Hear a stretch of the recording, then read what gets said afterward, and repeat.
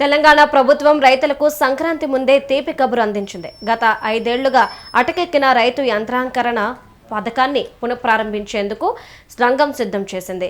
ఇక జనవరి మొదటి వారంలో ముఖ్యమంత్రి చేతుల మీదుగా ఈ పథకాన్ని ప్రారంభించనున్నట్లు వ్యవసాయ శాఖ మంత్రి తుమ్మల నాగేశ్వరరావు స్పష్టం చేశారు.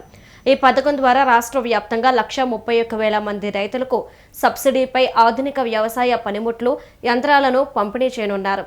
ఇప్పటికే రాష్ట్ర వ్యాప్తంగా రైతుల నుంచి దరఖాస్తులు స్వీకరిస్తున్నామని, జనవరి మొదటి వారానికల్లా ప్రక్రియ పూర్తి చేయాలని అధికారులను మంత్రి ఆదేశించారు. గత ప్రభుత్వం నిర్లక్ష్యం చేసిన కేంద్ర పథకాలను ఒక్కొక్కటిగా పునరుద్ధరిస్తున్నామని, ఇప్పటికే పప్పు దినుసుల విత్తనాలపై సబ్సిడీ ఇస్తున్నామని మంత్రి గుర్తు చేశారు. కేంద్రం నుంచి వచ్చే నిధులు వృధా కాకుండా ఉండేందుకు రాష్ట్ర వాటాగా ఇప్పటికే 400 కోట్ల రూపాయలను విడుదల చేసినట్లు వెల్లడించారు.